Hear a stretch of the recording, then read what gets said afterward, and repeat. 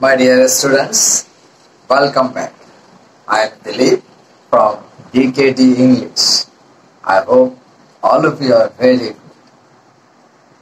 এখন বুঝতেই পারছো চেঞ্জিং সেন্টেন্স করাতে চলেছে অ্যাকর্ডিং টু ডিরেকশনস অর্থাৎ নির্দেশ অনুযায়ী ব্র্যাকেটে সেই নির্দেশ দেওয়া থাকে সেই অনুযায়ী তোমাকে সেন্টেন্সগুলো চেঞ্জ করতে হবে। তাহলে বুঝতেই পারছো এখানে কতগুলো রুলের ব্যবহার আছে। আমি কি শিখাচ্ছি? আমি রুল শিখাচ্ছি ঠিকই, কিন্তু কিভাবে সেন্টেন্স থেকে ক্লুজ বের করে, অর্থাৎ সেন্টেন্সের মধ্যে ক্লুজ গুলো দেওয়া থাকে, সেই ক্লুজ গুলো বের করে সেই ক্লুজের উপর ডিপেন্ড করে কোন সেন্টেন্স কিভাবে চেঞ্জ করতে হবে সেটা তোমাদেরকে শিখিয়ে দিচ্ছি। ইতিমধ্যে যারা আমার সাথে তোমরা ক্লাস করেছো তারা হয়তো বুঝতে পারছো এটা কত সহজ ব্যাপার।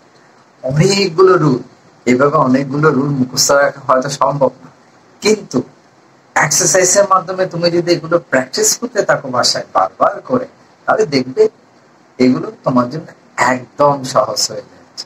এত সহজ যে বলে বোঝাতে যাবে না। আর তুমি যদি আমার চ্যানেলের নতুন ভিউয়ার হয়ে থাকো, তাহলে আমি প্রথমে বলবো আগে চ্যানেলটা সাবস্ক্রাইব করে নাও। এরপরে তুমি এই ভিডিওটা যদি তোমার প্রয়োজন না হয়, তাহলে আমার চ্যানেলে প্লে লিস্টে সেই প্লে লিস্টে গিয়ে দেখবে কি ওখানে অনেকগুলো প্লে লিস্ট আছে। সেখান থেকে তুমি তোমার প্রয়োজন অনুযায়ী যে ভিডিওগুলো দরকার আছে সেগুলো ওয়াচ করো, কয়েকটা হলেও দেখো। দেখার পর যদি মনে করো কি এই ধরনের ক্লাসগুলো তোমার জন্য ইজি হবে, হেল্পফুল হবে, তাহলে যেটা সাবস্ক্রাইব করছো সেটা থাক, তুমি আমার সঙ্গে ক্লাস করো, অর্থাৎ শিখতে থাকো। আর তোমরা যারা ইতিমধ্যে আমার সাথে ক্লাস করে অনেকগুলো শিখেছো এবং চ্যানেলটা সাবস্ক্রাইব করে রেখেছো, তাদেরকে অজস্র ধন্যবাদ। তাহলে এখন দেখাতে চলেছি কি, শেখাতে চলেছি চেঞ্জিং সেন্টেন্স, কিভাবে সেন্টেন্স চেঞ্জ করতে হয় সেন্টেন্স থেকে ক্লোজ। তবে হ্যাঁ, বড় ব্যাপার হচ্ছে কি কোন রকম স্কিপিং করা ছাড়া পুরো ভিডিও দেখতে হবে। আর যদি তুমি স্কিপ করে করে দেখো, তাহলে আমার মনে হয় অনেক কিছু মিস করতে পারো বা পুরোপুরি জিনিসটা নাও বুঝতে পারো। তার চেয়ে না দেখাটাই বেটার। ওকে, তাহলে চলো শুরু করছি changing sentences. Change the sentences according to directions অথবা ডাইরেকশনস, অর্থাৎ এই যে ব্র্যাকেটের মধ্যে যে ডিরেকশন দেওয়া থাকবে সে অনুযায়ী চেঞ্জ করতে হবে। আর তোমাদের অবগতির জন্য জানিয়ে রাখি, এটা এসএসসি পরীক্ষায় দিনাজপুর বোর্ডে 2024 সালে এসেছে, সুতরাং এটা সবার জন্য ইম্পর্টেন্ট। এগুলো করার কি নিয়ম আছে সেটা আমি তোমাদেরকে আগে অনেকবার শিখিয়েছি। তো আগে তোমরা একটা কাজ করতে পারো, যেহেতু নিয়মগুলো আমার মনে হয় তোমাদের জানা আছে, যাদের জানা আছে তারা কি করবে, নিজেদেরকে ভেরিফাই করার জন্য আগে আনসার গুলো লিখে ফেলো, অর্থাৎ রুলস ইউজ করে নিয়মগুলো ব্যবহার করে আগে আনসার গুলো লিখে ফেলো। তারপর ভিডিওটা একটু পজ করো, পজ করার পর লিখে আনসার লিখে ফেলো। এরপর আমার সাথে ম্যাচ করো যে তোমার কতটুকু শুদ্ধ হয়েছে। আশা করছি 100% শুদ্ধ হবে। আর যদি ভুল হয়ে থাকে তাহলে কোথায় ভুল হলো সেটা একটু ভেরিফাই করে নাও। দেখো এখানে আনসার গুলো দেওয়া আছে, আর আমি তোমাদের সুবিধার জন্য দেখো কয়েকটা স্ট্রাকচার এখানে লিখে দিয়েছি, রুলস এর স্ট্রাকচার আর কি, যেখানে যেটা প্রয়োজন হয় সেটা এখানে দিয়ে দিয়েছি। যদি প্রয়োজন মনে করো এটাও ফলো করতে পারো, যদি তোমার রুল মনে না থাকে। এগুলো হচ্ছে রুলস, স্ট্রাকচার গুলো হচ্ছে রুলস, ঠিক আছে? এইভাবে আগে নিজেদেরকে ভেরিফাই করতে পারো, তারপর আমার সাথে মিলাও। ওকে, তাহলে দেখো এখন আমরা শুরু করছি। কিভাবে শুরু করব একটু মনোযোগ দিয়ে ওয়াচ করো পুরো ভিডিওটা, তাহলে আমার মনে হয় কি কোথায় কোন ধরনের রুল ব্যবহার করা হচ্ছে সেটা তুমি বুঝতে পারবে। A journey by train is always enjoyable. Negative করতে হচ্ছে। এখন এই ধরনের সেন্টেন্সকে নেগেটিভ করতে হলে কি করতে হবে? আনসার নেগেটিভ করতে হলে কি করতে হবে?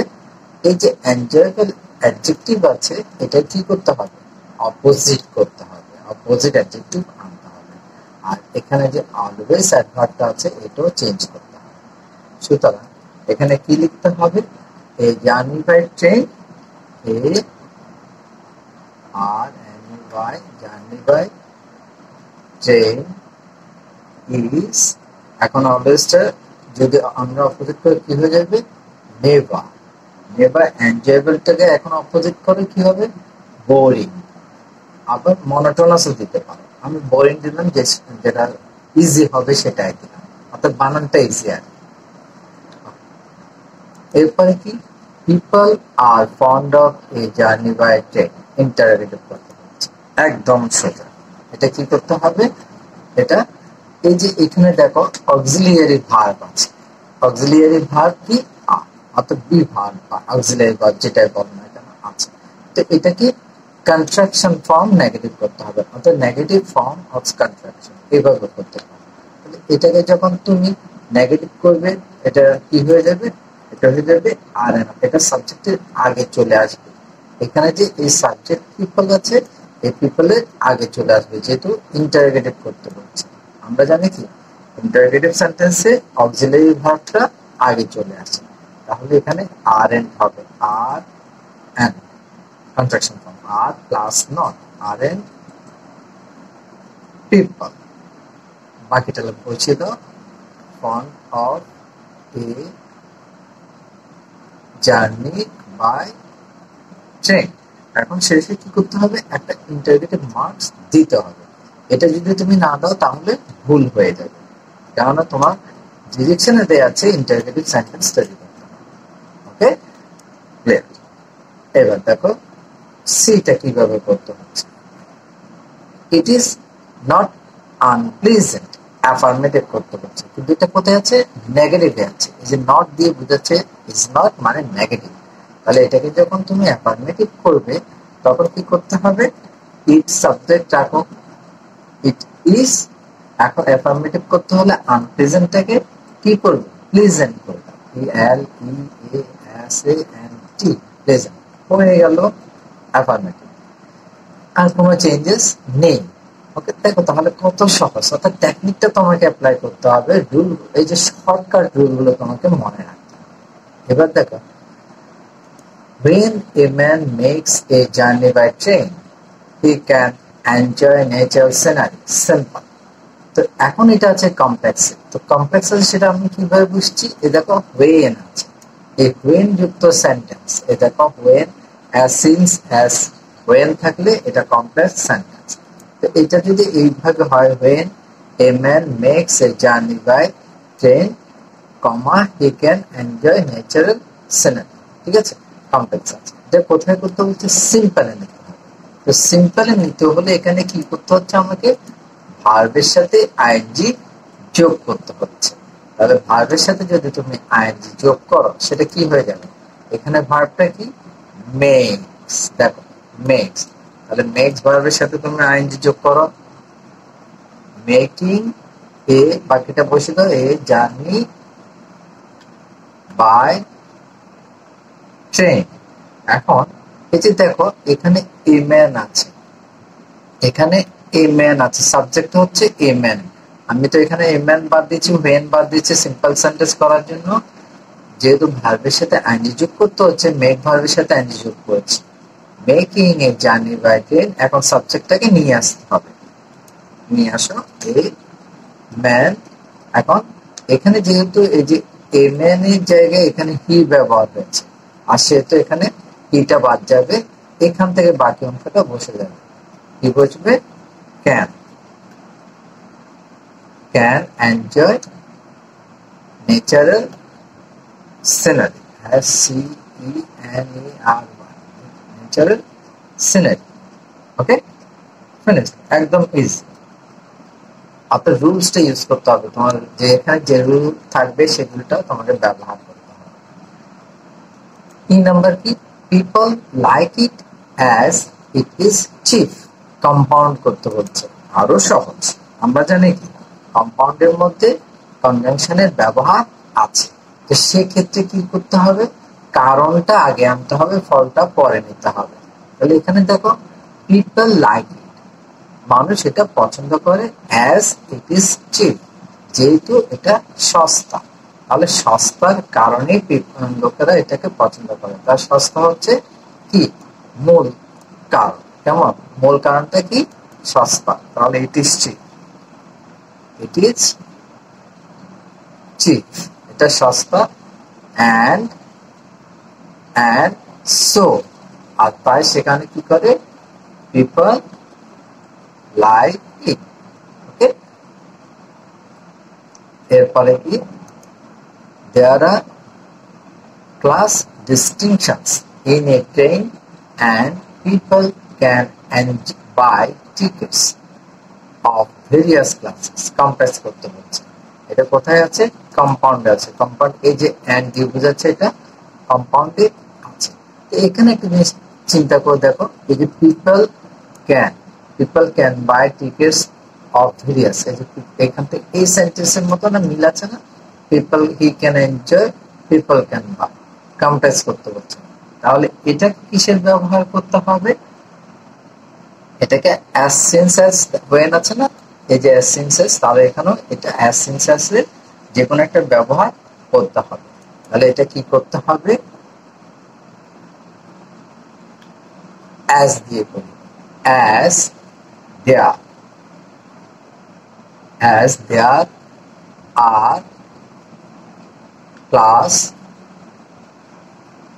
distinctions in a train, comma, বাকিটা বসিয়ে দাও, PEOPLE, people can buy of various classes. দেখো কত সহজ। তোমরা যদি রুল গুলো অর্থাৎ শর্টকাট টেকনিক গুলো মনে থাকে, এই যে এখানে দেখলে যে অ্যাজ সিন্স অ্যাজ যুক্ত সেন্টেন্সটা কি হয়? কমপ্লেক্স হয়। যখন তুমি দেখলে যে এখানে এই যে হি ক্যান এনজয় এটা আছে, এটাকে কমপ্লেক্স করতে বলছে, তাহলে সেটা আমি এখানে এইভাবেই নিয়ে আসছি। শুধুমাত্র দেয়ারের জায়গায় কি ব্যবহার করছি? এখানে দেয়ারের আগে শুধু অ্যাজ ব্যবহার করেছি, আর কিছুই না, বাকিটা সম্পূর্ণ ঠিক আছে। ঠিক আছে? অথবা এখানে তুমি সিন্সও ব্যবহার করতে পারো, অ্যাসের জায়গায় সিন্সও ব্যবহার করতে পারো। এবার কি বলছে? The train is one of the most comfortable vehicles. Comparative করতে হচ্ছে। ওকে, এখানে কম্পারেটিভ করতে হলে এটা কি করতে হবে? দেখো স্ট্রাকচারটা আমি এখানে দিয়ে দিচ্ছি। এটা কিসে আছে? সুপারলেটিভে আছে। কেমন করে দেখছি? কেমন করে এটা বুঝলাম? One of the most comfortable, এই যে মোস্ট শব্দটা, দা মোস্ট, অর্থাৎ আমরা জানি কি সুপারলেটিভ ডিগ্রির আগে কি থাকে? আর্টিকেল দি থাকে। তো এখানে যে দি আছে সেটা বুঝতে পারলাম এটা সুপারলেটিভ ডিগ্রিতে আছে। আর সে এটা কিছু ট্রান্সফার করতে হবে কম্পারেটিভ সেন্টেন্স। দেখো সুপারলেটিভ ডিগ্রিতে সাবজেক্ট আগে আসছে, দেখো ট্রেন, এই যে ট্রেন, এখানে ট্রেন নিয়ে আসছি। ইজ ভার্ব, এই যে ইজ ভার্ব আসছে। ওয়ান অফ দা, দেখো ওয়ান অফ দা আসছে এখানে। তারপরে সুপারলেটিভ ডিগ্রি অফ অ্যাডজেক্টিভ, তারপরে দ্য মোস্ট কমফোর্টেবল, দেখো এখানে চলে আসছে মোস্ট কমফোর্টেবল। এরপরে নাউনটা এখানে চলে আসছে। ঠিক আছে? নাউন, এটা ভেহিকলস নাউন। তো এটাকে চেঞ্জ করতে হলে কি করতে হবে? কম্পারেটিভ করতে হলে সাবজেক্টটা আগে আনতে, অর্থাৎ সাবজেক্টটা এখানে থাকবে। তাহলে ট্রেন এখানে নিয়ে আসে সাবজেক্ট ট্রেন, তাহলে ট্রেন, তারপর ভার্বটা কি? এখানে ভার্বটা হচ্ছে ইজ, ট্রেন ইজ। এখন কম্পারেটিভ ডিগ্রি অফ অ্যাডজেক্টিভ, তাহলে মোস্ট কমফোর্টেবল, এটাকে কি আনতে হবে? More comfortable, more comfortable. এরপরে কি আনতে হবে? Then most other, MOST, most others.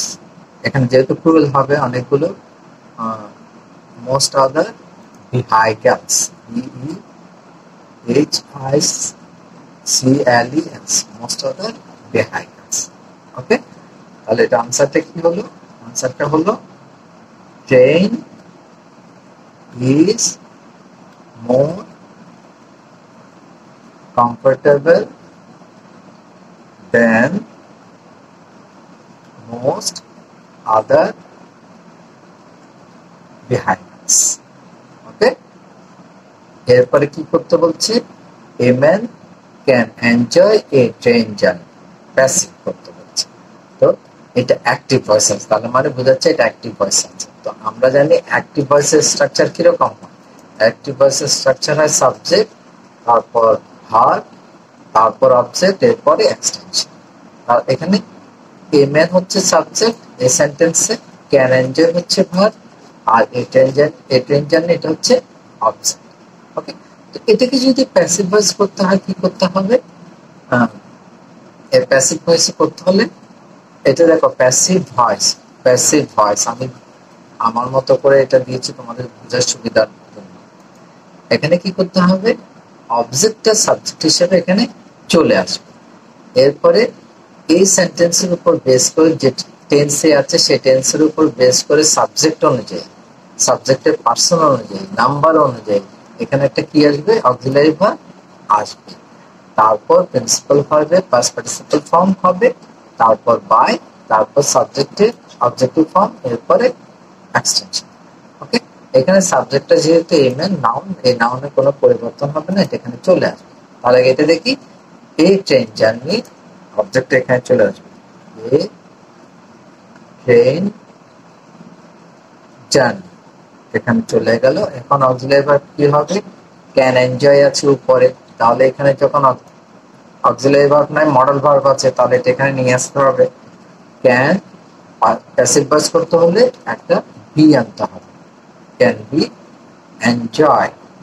এরপরে বাই, ওই যে সাবজেক্ট এখানে চলে আসবে, সাবজেক্টে কি, এ ম্যান, ফরেস্ট। তাহলে কিরকম হবে আনসারটা, আনসারটা হবে a train journey can B